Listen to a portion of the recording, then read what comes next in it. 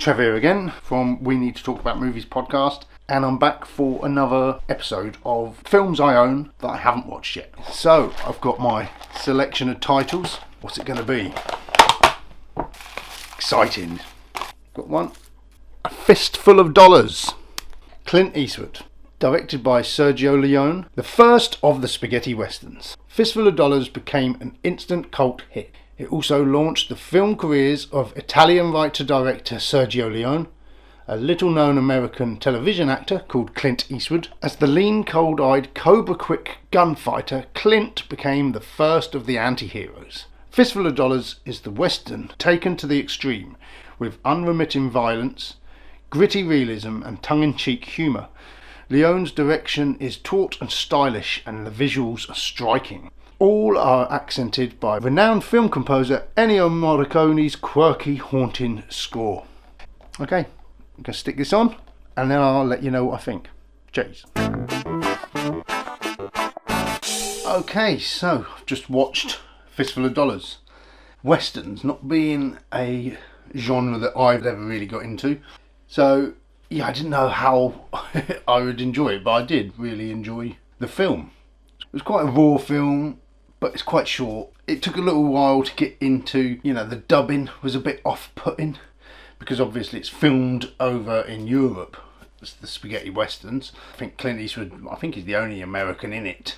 And everyone else obviously talking Spanish, I assume, and then dubbed over. So that was a bit hard going, but harder than subtitles, I think. But it actually made for a really sort of interesting viewing. Some of the direction, some of the shots, the choice of shots, it sort of flips from wide angle, sort of panoramic shots. I just loved some of the landscapes to really close up, extreme close-ups of the various characters reacting or observing each other. So if you don't know the story, Clint Eastwood is the man with no name. He turns up into this town. So Clint Eastwood's hero, he's sort of a good moral fibre. He sees this broken family at the very beginning and a little boy, and he sort of makes it his mission to sort of mend the hurts here. Some of his schemes were fantastic. There's two families warring, the Rojos and the Baxters.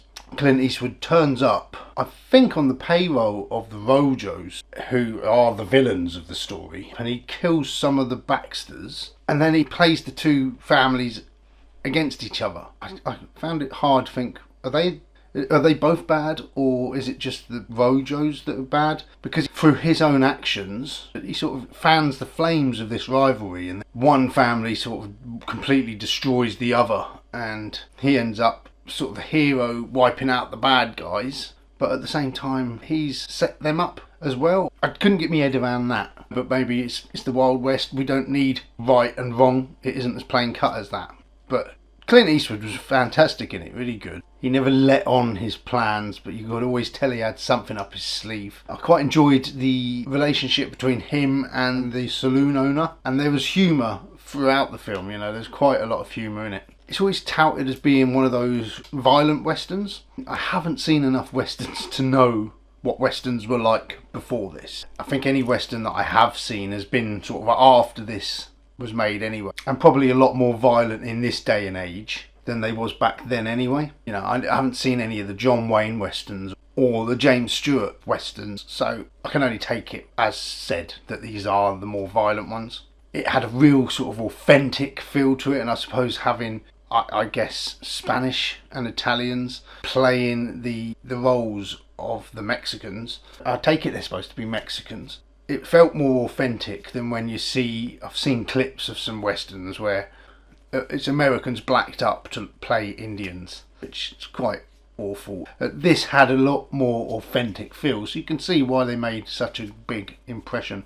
Yeah, so the Fistful of Dollars, I think it was 1968 when it came out, so it was grittier, more violent, and it was at a time when American audiences were beginning to want to see more gritty and violent films. Bonnie and Clyde and films such as this all played a big role in sort of changing the landscape of cinema and ushering in the 70s, which was a dark, gritty time for American cinema. Some of the horse chases I thought were quite good. You know, they really put these horses through the paces. The scene where there's a massacre with the machine gun and the horses are just falling left, right and centre. It's quite impressive, isn't it? Stunt horses. And you just think, I hope no horses were hurt during the making of this movie.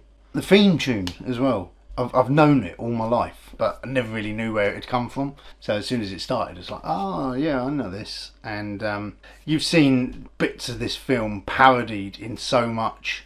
Back to the Future mainly, and the bit at the end when he's got the shield protecting his heart. And I think it's in Back to the Future where at the end of that they're like, oh, well done, that was really clever. And then they said, but what if he just shot you in the head? And I was thinking that the whole time watching this. Surely if you've just wasted 7 rounds shooting into someone's heart, you just think, oh, I'll just shoot him in the head, cocky bastard. Anyway, yep, so I did enjoy it. It was good fun. It's part of a trilogy. So like I say, I've put the title back in here, and every time I pick it out, I'll watch another one of the trilogy. So tune in next week, and don't forget to keep your ear out for our new podcast. Cheers.